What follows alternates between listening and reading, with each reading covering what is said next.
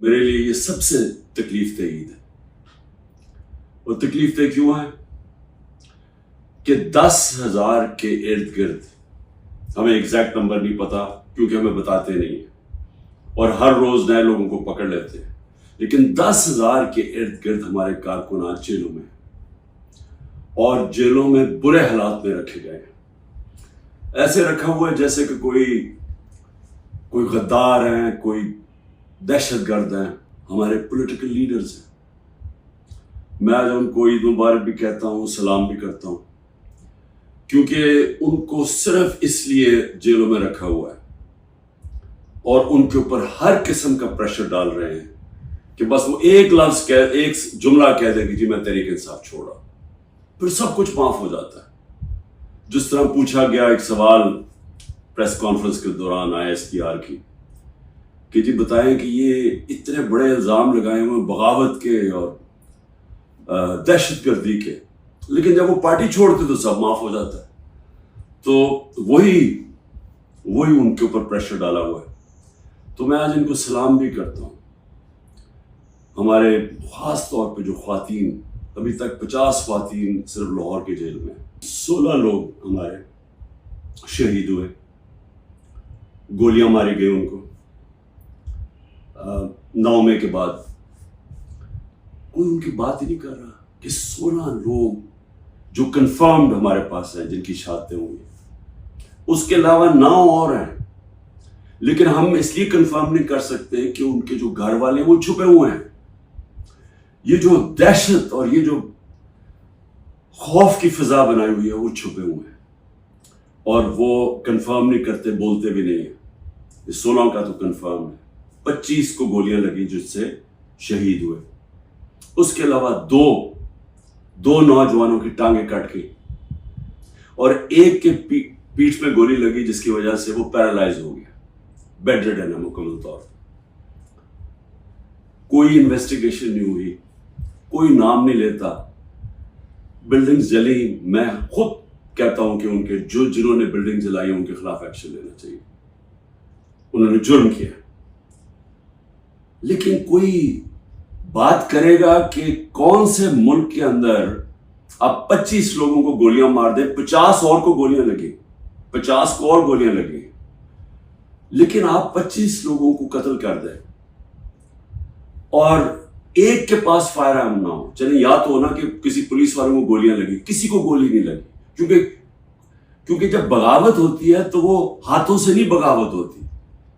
بغاوت جب ہوتی ہے تو وہ ہتھیار ہوتے ہیں آپ کے پاس. یہ کیسی بغاوت ہے کہ کسی کے پاس ہتھیار ہی نہیں تھے؟ کیوں میڈیا کے اوپر پورا کنٹرول کر لیا ہے کہ سارے میڈیا کا منہ بند کر دیا جائے اور صرف جو سرکاری ورژن ہے وہ صرف میڈیا پہ آئے؟ کیوں ڈر ہے؟ اگر آپ سچ اور حق پہ کھڑے ہیں تو بولیں تو دوسروں کو، آپ ثابت کریں. 9 مئی کی میں پھر سے کہتا رہتا ہوں انویسٹیگیشن تو ہو. میں یہ کہتا ہوں کہ چلے ملٹری کورٹس کر دیں، چلے عمران خان کو آپ یہ ان عدالتوں میں نہیں، ملٹری کورٹس پہ جائیں، لیکن اس ملٹری کورٹ کے اندر مجھے موقع ملے، ٹیلی وائز ہو، سب کو پتا چلے، مجھے اپنا موقف پیش کرنے کا وقت دیا جائے. آپ اپنا موقف دیں، میں اپنا موقف دیتا. اس عید کے اوپر جتنی میں نے پاکستان میں مایوسی دیکھی ہے میں نے اپنی زندگی میں نہیں دیکھی.